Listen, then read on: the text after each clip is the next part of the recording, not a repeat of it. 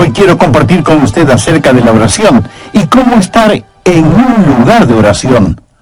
Por lo tanto, leamos Juan 15:16. No me elegisteis vosotros a mí, sino que yo os elegí a vosotros, y os he puesto para que vayáis y llevéis fruto, y vuestro fruto permanezca, para que todo lo que pidiereis al Padre en mi nombre, Él os lo dé. Esta es una de las grandes promesas y también una de las grandes instrucciones en la vida de oración. Hay dos cosas que determinan la contestación a la oración. Dos cosas que deben estar bien antes de que su oración sea contestada. Primero, usted debe orar por la cosa correcta, es decir, usted debe pedir a Dios por algo que esté de acuerdo a la voluntad de Dios. Busque 1 de Juan 5:14. Dice, y esta es la confianza que tenemos en Él, que si pedimos alguna cosa conforme a su voluntad, Él nos oye. Sería absurdo el pensar que Dios pudiera contestar una oración por algo que vaya en contra de su voluntad. La oración, como lo he dicho varias veces, no es el doblar la voluntad de Dios para que vaya de acuerdo a la nuestra. Orar es encontrar la voluntad de Dios y obedecerla. Así que, en primer lugar, está el contenido de la oración. Pero hay algo más que es necesario. Usted pudiera estar orando por algo correcto y no recibir respuesta. Hay algo más que es vitalmente necesario si es que espera respuesta a su oración. Y eso es el carácter de quien está orando. Ambas cosas, contenido y carácter, son necesarias para que la oración sea contestada. Así que una persona no solo debe orar de acuerdo a la voluntad de Dios, sino que debe estar viviendo de acuerdo a la voluntad de Dios. Ahora, de estas dos cosas, ¿cuál es la más importante?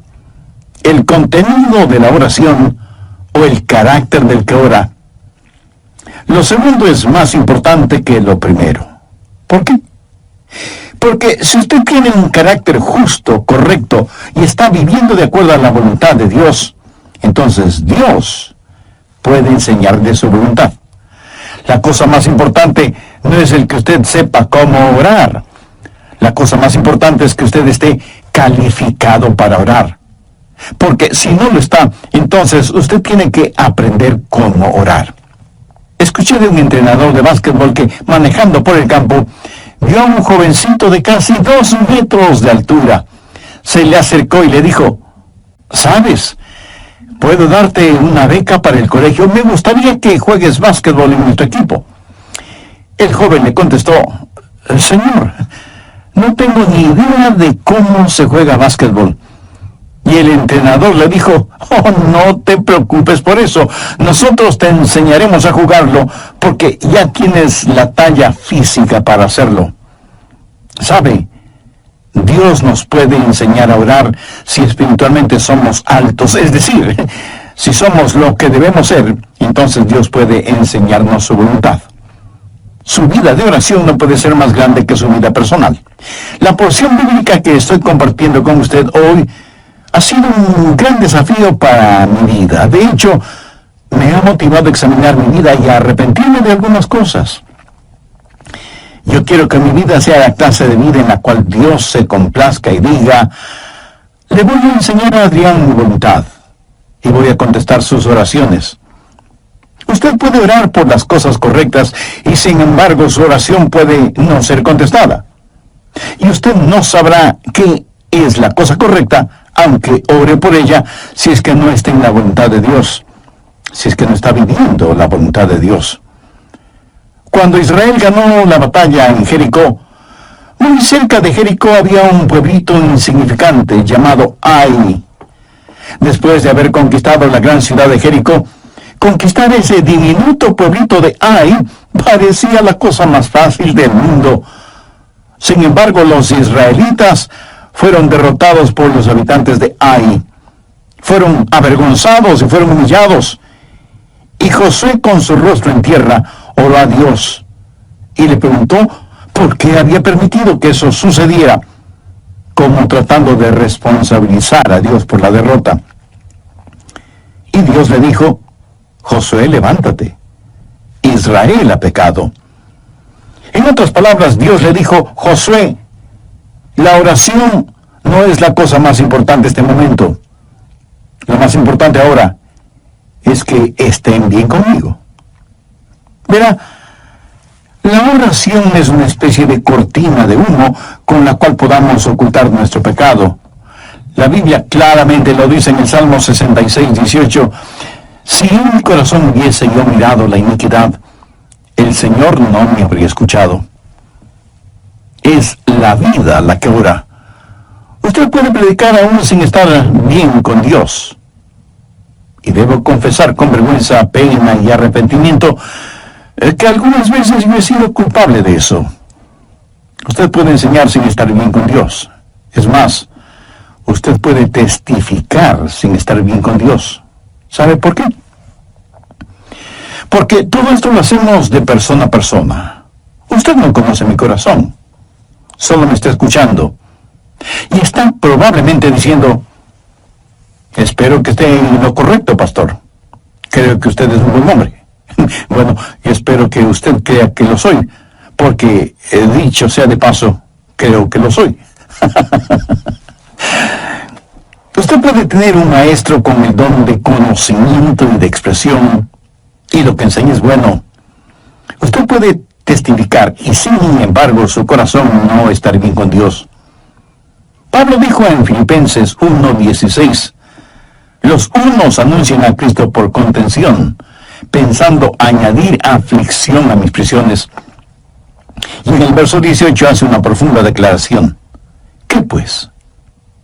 Que no obstante, de todas maneras, o por pretexto o por verdad, Cristo es anunciado. Y en esto me gozo, y me gozaré aún. Usted podría cantar, enseñar, testificar y aún predicar sin estar bien con Dios.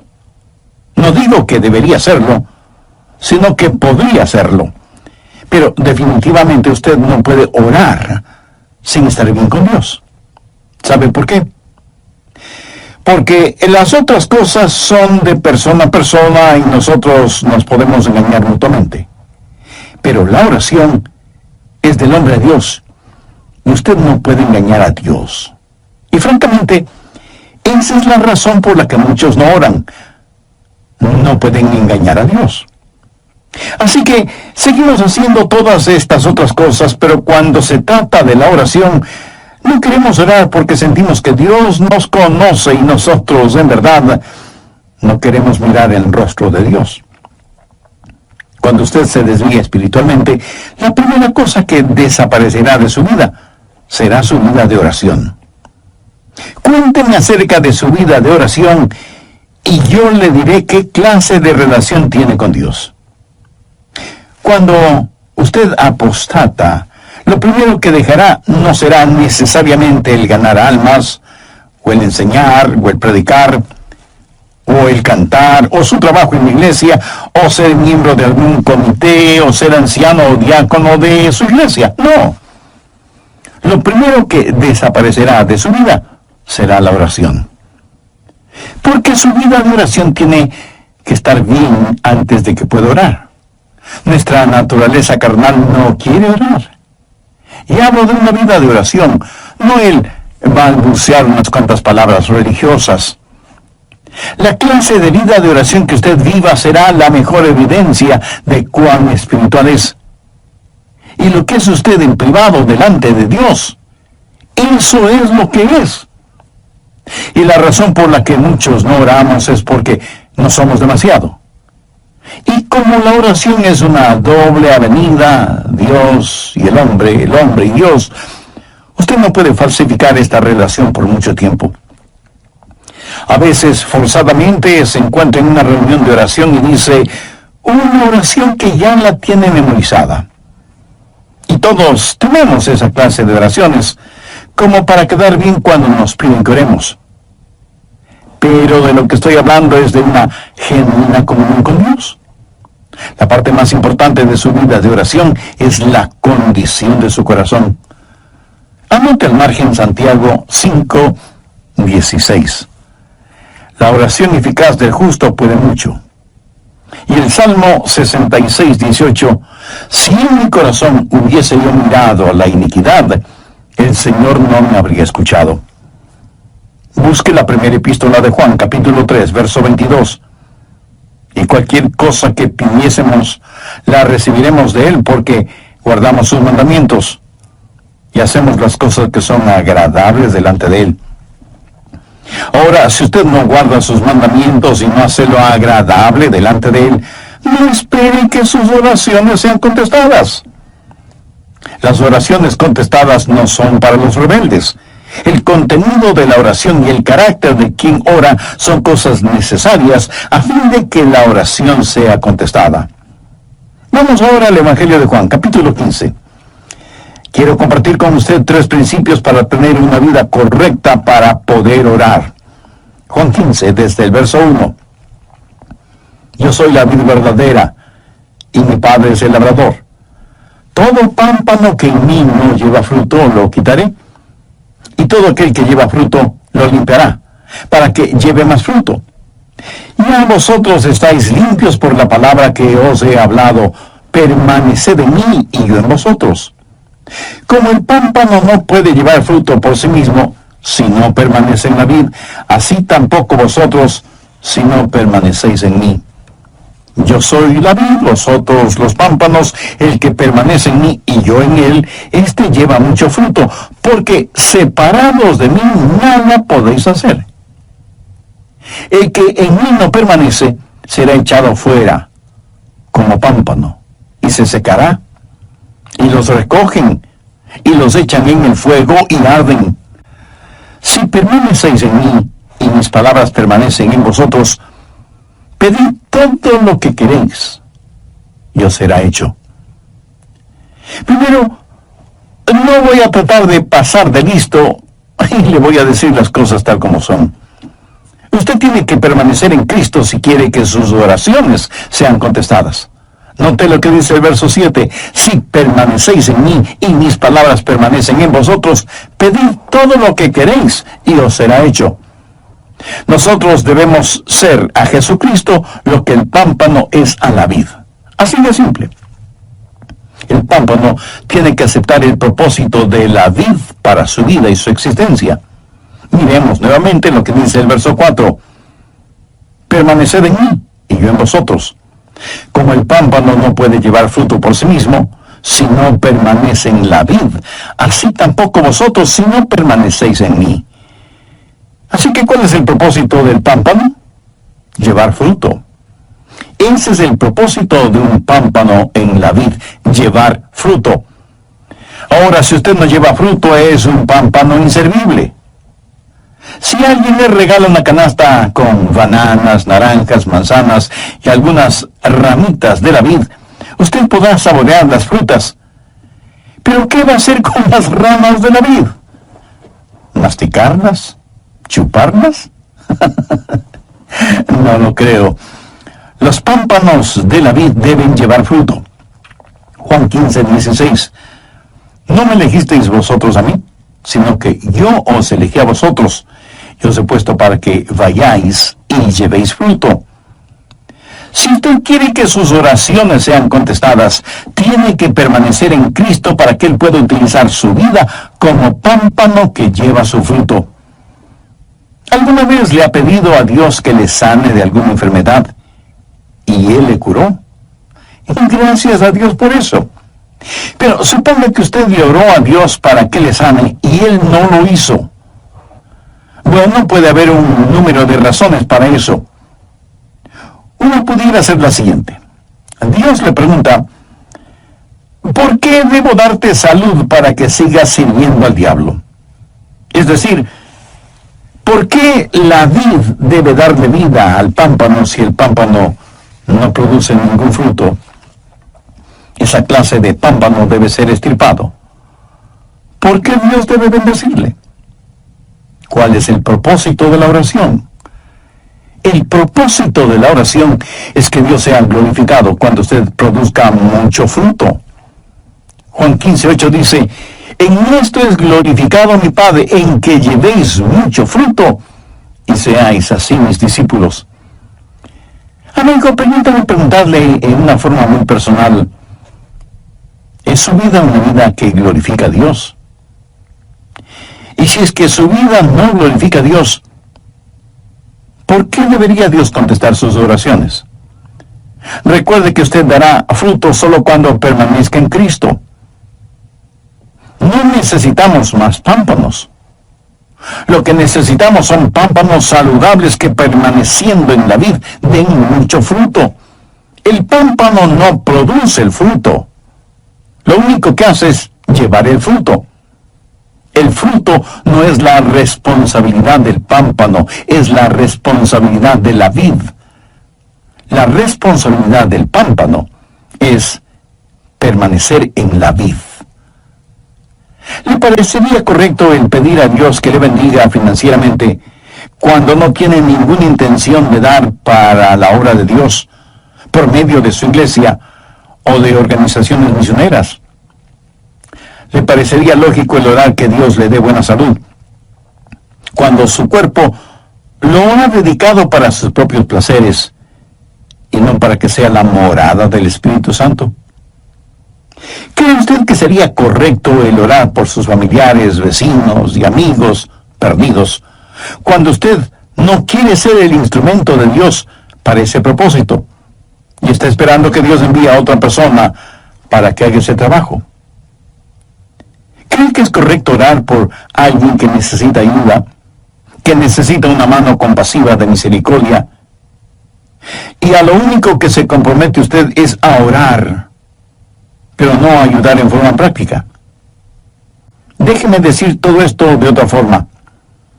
Estaría bien que el pámpano le orara a la vid y le dijera: veo que vas a producir muchos racimos de jugosas uvas, y no estuviera dispuesto a llevar algunos de esos racimos. Si no permanecemos en la vid, si como pámpanos no estamos dispuestos y listos para cumplir el propósito de la vid, ¿por qué Dios debería derramar sus bendiciones sobre nosotros? Veamos nuevamente el verso 7. Si permanecéis en mí y mis palabras permanecen en vosotros, pedid todo lo que queréis y os será hecho. Si usted todavía no es un pámpano en la vid, le invito a orar de la siguiente manera: Señor Jesús, yo deseo ser uno de tus pámpanos. Deseo tu vida fluyendo a través de la mía. Pero antes necesito que perdones mis pecados, me limpies, me sanes y me salves. Agradezco tu sacrificio por mí en la cruz del Calvario y pido tu ayuda para llevar el fruto que tú quieres que lleve. Hazme la clase de persona que tú quieres que sea. Y ven este mismo momento a mi corazón con Dios. No digo que debería hacerlo, sino que podría hacerlo. Pero definitivamente usted no puede orar sin estar bien con Dios. ¿Y sabe por qué? Porque las otras cosas son de persona a persona y nosotros nos podemos engañar mutuamente. Pero la oración es del hombre a Dios y usted no puede engañar a Dios. Y francamente, esa es la razón por la que muchos no oran. No se puede engañar a Dios. Así que seguimos haciendo todas esas otras cosas, pero cuando se trata de la oración, no queremos orar porque sentimos que Dios nos conoce y nosotros en verdad no queremos mirar en el rostro de Dios. Cuando usted se desvía espiritualmente, la primera cosa que desaparecerá de su vida será su vida de oración. Cuénteme acerca de su vida de oración y yo le diré qué clase de relación tiene usted con Dios. Cuando usted apostata, lo primero que dejará no será necesariamente el ganar almas, o el enseñar, o el predicar, o el cantar, o su trabajo en la iglesia, o ser miembro de algún comité, o ser anciano o diácono en su iglesia. No. Lo primero que desaparecerá será su vida de oración. Porque su vida de oración tiene que estar bien antes de que pueda orar. Nuestra naturaleza carnal no quiere orar. Y hablo de una vida de oración, no de balbucear unas cuantas palabras religiosas. La clase de vida de oración que usted viva será la mejor evidencia de cuán espiritual es.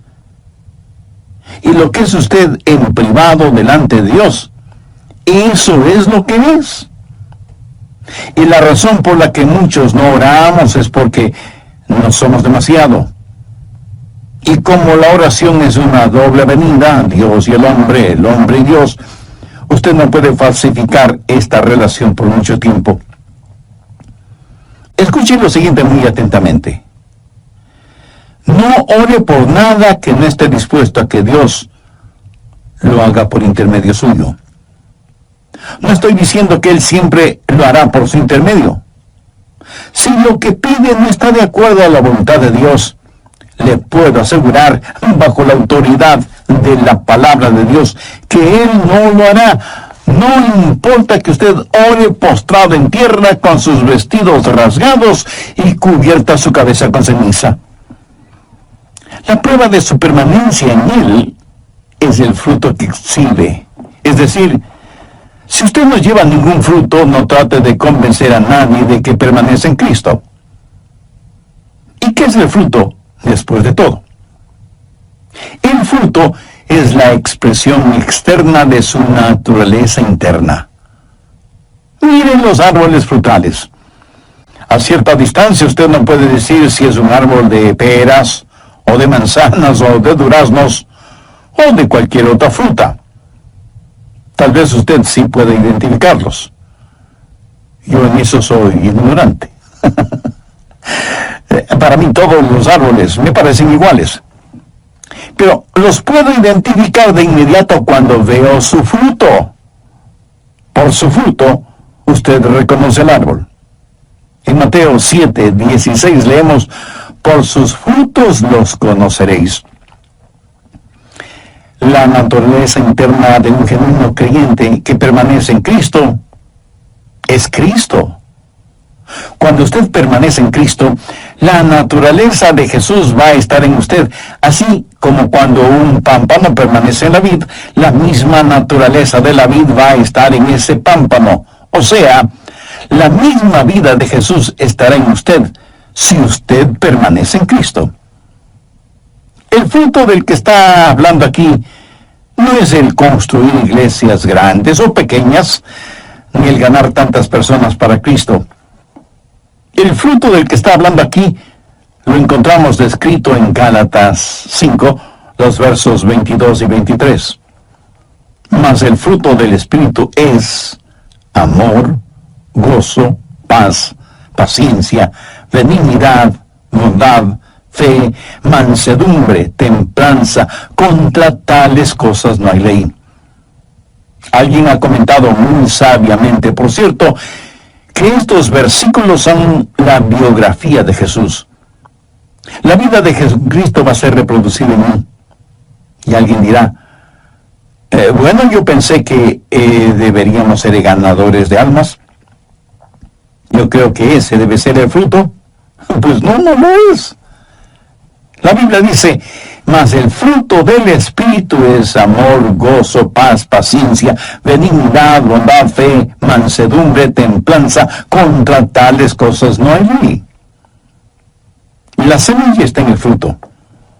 Es la semilla la que se reproduce, pero es el fruto que ocasiona que la semilla sea esparcida. Y lo que necesitamos hacer es tener frutos que hagan que la semilla sea deseable. Es la vida del Señor Jesucristo la que va a estar en nosotros cuando permanecemos en Él. Cuando estamos unidos con Cristo, su vida fluye de nosotros. Y cuando usted ha estado junto a una persona que permanece en Cristo, usted, por así decirlo, ha estado junto a Jesús. Usted me dirá, pastor, eso está un poquito exagerado. No, de ninguna manera.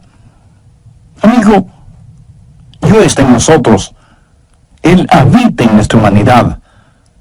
Pablo, escribiendo a los hermanos en Galacia, les dijo: ya no vivo yo, mas vive Cristo en mí. ¿Sabe cuál es el problema? La gente está teniendo contacto con iglesias, denominaciones, programas y estructuras. Y lo que la gente realmente necesita es tener contacto con Jesucristo. Necesitan conocer a Jesús. La vida de Dios necesita fluir de nosotros. Y cuando la vida de Dios emane, salga de nosotros, es cuando daremos fruto, y fruto que permanezca. Veamos una vez más Juan 15:16. No me elegisteis vosotros a mí, sino que yo os elegí a vosotros, y os he puesto para que vayáis y llevéis fruto. Si usted, el pámpano, no está dando ningún fruto, es que no está permaneciendo en Cristo, que es la vid. Usted está rechazando a aquel que le ha escogido y le ha ungido para que dé fruto, y para que su fruto permanezca. Otra vez diré que el fruto del que estamos hablando no es ningún edificio, porque a la larga todos los edificios se convertirán en ruinas. Solo espere que pase el tiempo. Y con ese pasar del tiempo, el frío pero real aliento de la destrucción terminará con edificios y todo lo demás. Todo lo que el hombre construye, el hombre lo puede destruir, o el tiempo lo hará. Pero lo que usted hace en el poder del Espíritu Santo de Dios nunca jamás será destruido. Ese fruto permanecerá, será eterno. Todo lo demás será como madera, heno y hojarasca frente al tribunal de Cristo. Por los países del mundo viajan algunos evangelistas que han memorizado algunos cuantos mensajes evangelísticos. Y yo no estoy en contra de eso. Pero ellos dicen: hemos tenido tremendas reuniones. 500 personas hicieron decisiones de fe. Bueno, si usted quiere saber si fueron tremendas reuniones evangelísticas, regrese un año después y vea si hay 500 discípulos. Dios no nos mandó primordialmente a que tratemos de que la gente haga decisiones. Dios nos mandó a hacer discípulos. Los frutos sensacionalistas son como el Alka-Seltzer, burbujean y hacen ruido hasta que se les termine el gas. Cualquier cosa que Jesús hace permanece para siempre. El pámpano no produce el fruto. La vid produce el fruto. El pámpano lleva el fruto. Si usted quiere que sus oraciones sean contestadas, tiene que permanecer. Si permanecéis en mí, y mis palabras permanecen en vosotros, pedid todo lo que queréis, y os será hecho. Cuando usted comienza a dejar que la vida de Jesucristo fluya a través suyo, cuando está disponible para los propósitos de Cristo, cuando se rinda por completo a Jesús como el pámpano a la vid, entonces, mi querido amigo, tendrá la clase de vida que necesita para orar y que sus oraciones sean contestadas. Pero note que él da otra calificación en el verso 7 y también tiene que ver con el carácter de la persona que está orando. Si permanecéis en mí y mis palabras permanecen en vosotros, pedid todo lo que queréis y os será hecho. Hay una vida en comunión con el Señor, y eso es permanecer en Él. Y hay una vida controlada por el Señor, y esa es su palabra que permanece en nosotros. Y estas dos cosas construyen un carácter, y ese carácter será evidente en la vida de quien ora. ¿Qué significa que su palabra permanezca en nosotros? La palabra permanecer quiere decir vivir con, estar permanentemente en el hogar. Cuando la palabra de Dios llega, no lo hace como huésped.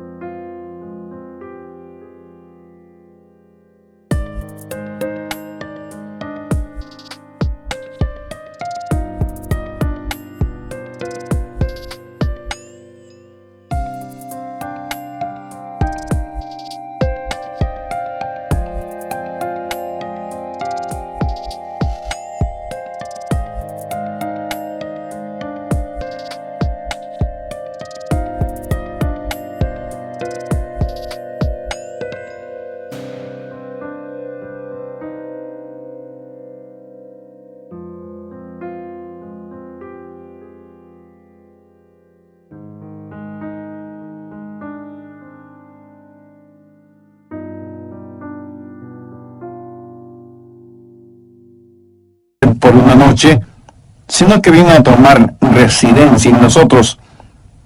Y ese momento comienza a habitar en nosotros.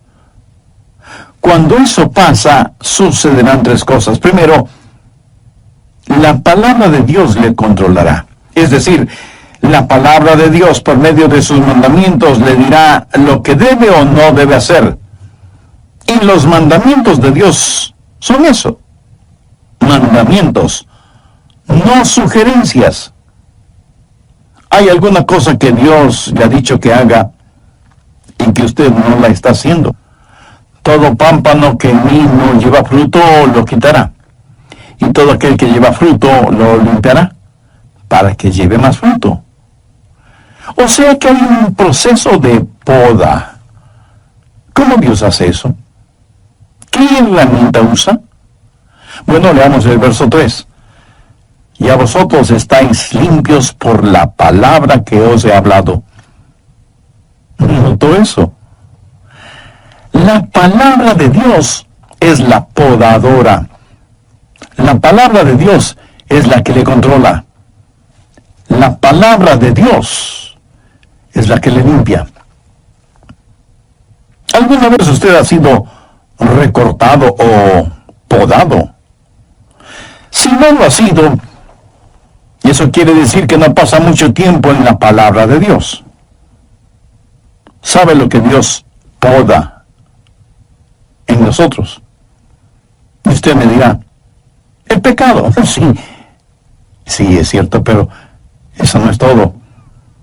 Él poda de nosotros las ramas secas, las no productivas, las ramas que succionan la savia de la vida. O sea, demasiadas diversiones, televisión, pasatiempos, gastos innecesarios en lujos y vanidades.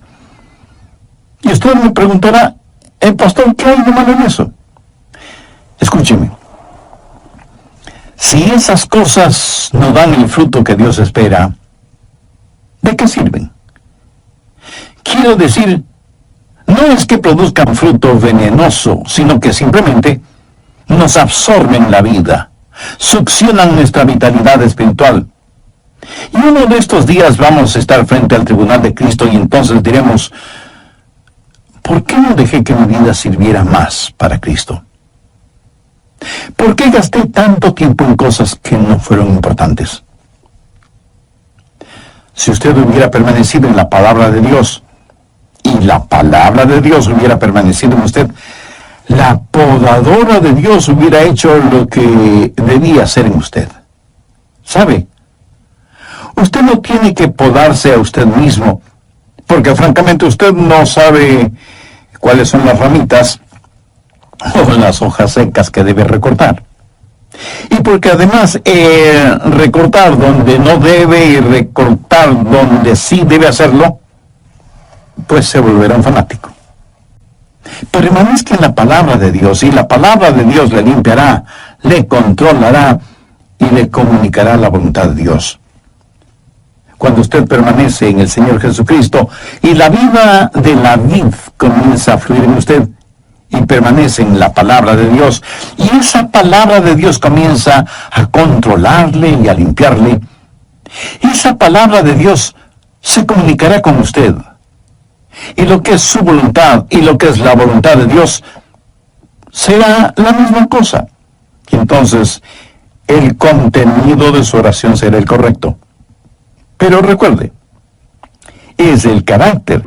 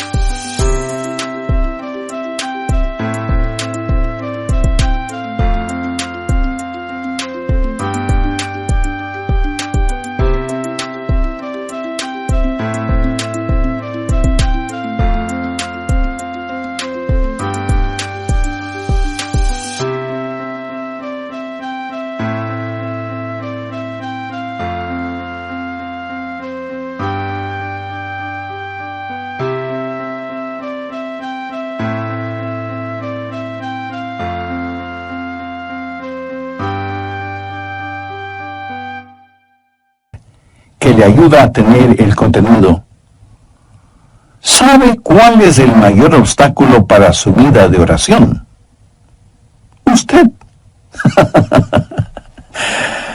Yo quiero que la gente sea bendecida con el fruto de mi vida. Y yo creo que usted desea lo mismo. Yo quiero que mis hermanos en la fe, mis hijos, mis nietos, mis amigos puedan saborear el fruto de una vida que permanece en Cristo. Y permítame decirle algo personal. He sido desafiado por la palabra de Dios ahora mismo. No estoy aquí como el paradigma de alguien que ya lo ha solucionado todo. Tal vez en algunas cosas soy el más necesitado de los seres humanos porque de alguna manera conozco un poco más de lo que muchos conocen. En Lucas 12:48 leemos: porque a todo aquel a quien se le haya dado mucho, mucho se le demandará. Ahora piense, hay algo tan valioso en la vida que no vale la pena que nuestras oraciones sean contestadas. El solo pensar de esa manera es una irreverencia. Debemos pedir a Dios que nos ayude a permanecer en Él, a rendirnos completamente a Él para cumplir sus propósitos. Un pámpano existe con un solo propósito: el estar en la vid. Un pámpano